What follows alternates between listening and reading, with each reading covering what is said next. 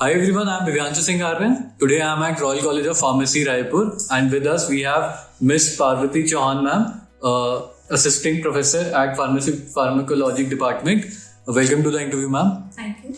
Ma'am, it would be great if you could please introduce yourself a bit. Okay. Myself is Parvati Chauhan. I am working as a Assistant Professor in Royal College of Pharmacy since 2018 in Pharmacology Department. Okay, ma'am. Ma'am, my first question is, you have held key position at Education Institute throughout your professional career. What keeps you connected with the education sector, and how has your experience been so far with this institute? Okay. Actually, I choose education department because education department एक ऐसा department है जिसके साथ हम जुड़कर एक तो ये रहेगा कि हमारा कंटिन्यूसली खुद का ग्रोथ होगा, ठीक है, हमारे जितने भी जो न्यू अपडेट्स रहेंगे, जो न्यू इंफॉर्मेशन है उसके साथ हम कनेक्टेड रहेंगे और इस फील्ड में रहते रहते हमारा जो एक्सपीरियंस रहेगा कि हमने जो नॉलेज अडॉप्ट किया, हमको जो नॉलेज मिला उसको हम बच्चों तक कैसे पुट कर सकते हैं, तो बच्चों के लिए कैसा बेनिफिशियल, यानी कि हम उनको कौन कौन सी अच्छी चीजें हम अपनी तरफ से उनको डिलीवर कर सकते हैं जो उनके फ्यूचर के लिए बेनिफिशियल हो. Okay, ma'am. Ma'am, my next question is, being the associate professor at Royal College of Pharmacy, what are your roles and responsibilities towards the student?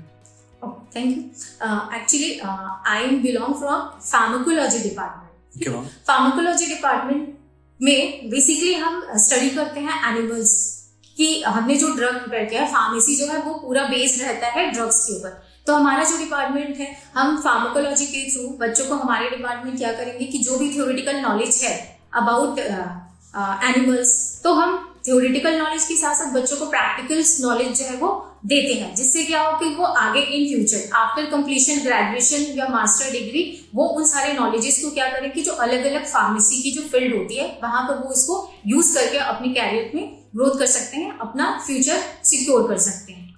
Okay, ma'am. Ma'am, my next question is, do you have any extracurricular activities or programs to enhance the skill of students or expose them to the real world challenges? हमारे राय college pharmacy में students के लिए extra curricular activities होती हैं, जैसे इसमें रहता है कॉन्फ्रेंसेस होते हैं, नेशनल सेमिनार्स होते हैं, बच्चों के लिए वर्कशॉप्स होते हैं, कुछ लेक्चर्स अरेंज किए जाते हैं जिसमें बाहर से इंडस्ट्री से जो लोग होते हैं वो आते हैं, हॉस्पिटल्स में से जो कनेक्टेड रहता है हेल्थ डिपार्टमेंट से वहाँ लोग आते हैं, जिनके थ्रू क्या होता है बच्चों को सेमिनार्स मतलब प्रोवाइड किया जाता है, जिससे उनको सारे फील्ड यानी कि फार्मेसी से इंटरकनेक्टेड जितने भी फील्ड होते हैं उन सारे फील्ड्स का उनको इंफॉर्मेशन दिया जाता है, जिससे आगे जाके वो पर्टिकुलरली चूज कर सके कि वो फार्मेसी के कौन से ब्रांच में आगे फ्यूचर स्कोप में उसको ज्वाइन कर सकते हैं. Okay, ma'am. Ma'am, how does the curriculum of Royal College of Pharmacy ensures that the students are being prepared for the future? हमारे कॉलेज में बेसिकली थ्योरी के साथ साथ हम प्रैक्टिकल्स पे फोकस करते हैं, क्योंकि थ्योरेटिकल नॉलेज के साथ साथ मोस्ट इम्पॉर्टेंट है आपका प्रैक्टिकल नॉलेज, क्योंकि प्रैक्टिकल नॉलेज ही आगे हमको ग्रो कराएगा. यानी कि अगर जितना अच्छा प्रैक्टिकल नॉलेज रहेगा बच्चे उतने अच्छे से स्टूडेंट्स जो है वो आगे अपने कैरियर में ग्रोथ कर सकते हैं. सिर्फ थ्योरेटिकल नॉलेज से उतना उनका डेवलपमेंट नहीं होगा, इसलिए हम बेसिकली मेन जो फोकस करते हैं वो रहता है प्रैक्टिकल की. हम प्रैक्टिकल नॉलेज के थ्रू अपने बच्चों को मैक्सिमम जो नॉलेज है उनको दे सकते हैं प्रैक्टिकल्स के through. Okay, ma'am. Ma'am, how do you try to bring the practical approach towards the subject and make it industry oriented? Pharmacology department से हूँ मैं, तो फार्माकोलॉजी के बिहाफ में जितने भी जो प्रैक्टिकल्स होते हैं जो कि बच्चों को आगे उनके कैरियर में काम आ सकते हैं वो हम यूज करते हैं. हमारे इंस्टीट्यूट में जितने भी इंस्ट्रूमेंट्स हैं उन सारे इंस्ट्रूमेंट्स के थ्रू हम बच्चों को प्रैक्टिकल्स कराते हैं. बच्चे उन सारे इंस्ट्रूमेंट्स से फैमिलियर रहते हैं. फार्माकोलॉजिस्ट में जो भी एक्सपेरिमेंट्स होते हैं उनको हम अच्छी तरह से उनको प्रोवाइड करते हैं, जिससे क्या हो कि उनको फ्यूचर में या इंडस्ट्री ज्वाइन करने से पहले क्या हो बच्चों को इन सारी चीजों का बेसिक नॉलेज हो. Okay, ma'am. Ma'am, what do you see as the greatest strength of Royal College of Pharmacy?